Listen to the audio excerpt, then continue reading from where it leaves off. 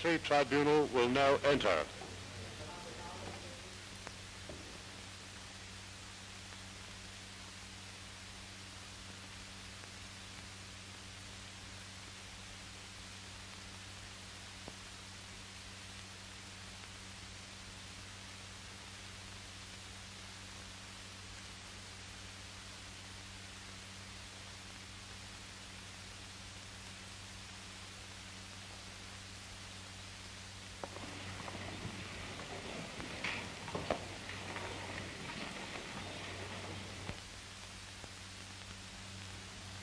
The Tribunal has heard with great satisfaction of the steps which have been taken by the Chief Prosecutors to make available to defending counsel the numerous documents upon which the prosecution relies, with the aim of giving to the defendants every possibility for a just defense. It only remains for me to direct, in accordance with the provisions of the Charter, that the indictment shall now be read.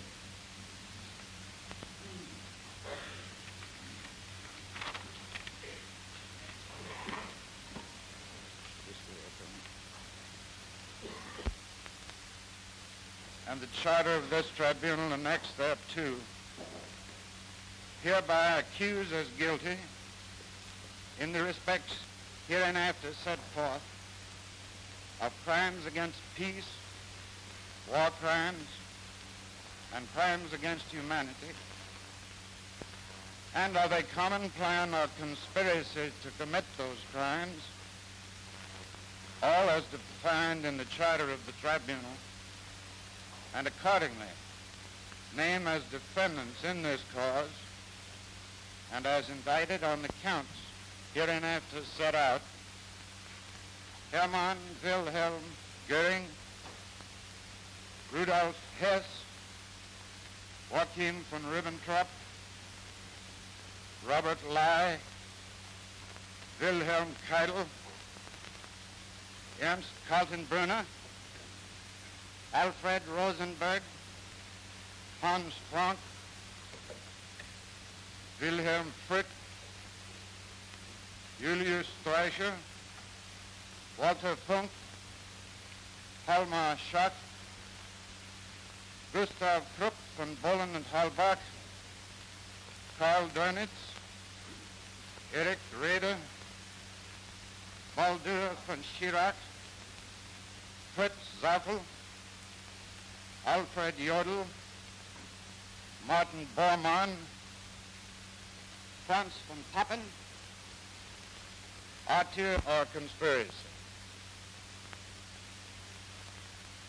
A, the Nazi Party as a party, together with certain of its subsidiary organizations, became the instrument of cohesion among the defendants and their co-conspirators, and an instrument for the carrying out of the aims and purposes of their conspiracy. Each defendant became a member of the Nazi Party and of the conspiracy with knowledge of their aims and purposes, or with such knowledge became an accessory to their aims and purposes at some stage of the development of the conspiracy. B, as the sole bearer of the foregoing and other doctrines of the Nazi Party, was entitled to shape the structure, policies, and practices of the German state and all related institutions, to direct and supervise the activities of all individuals within the state and to destroy all opponents.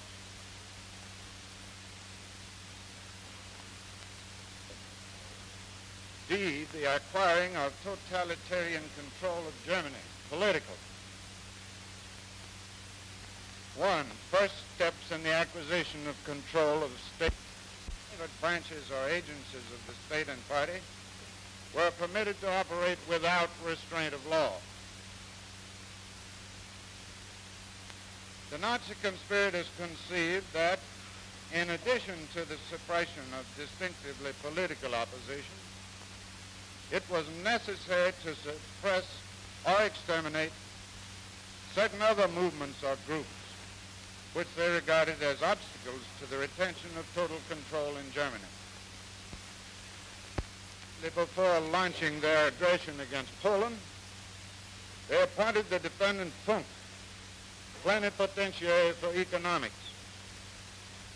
On 30 August 1939, they set up the Ministerial Council for the Defense of the Reich to act as a war cabinet.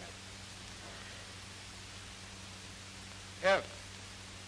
Utilization of Nazi control for foreign aggression. First, the status of the conspiracy by the Nazi. On 10 March 1935, the defendant Goering announced that Germany was building a military air force. On 16 March 1935, the Nazi conspirators promulgated a law for universal military service in which they stated the peacetime strength of the German army would be fixed at 500,000 men. E. On 21, 5, expansion of the war into a general war of aggression. Planning and execution of attacks on Denmark, Norway, Belgium, the Netherlands, Luxembourg, Yugoslavia, and Greece. 1939 to April 1941.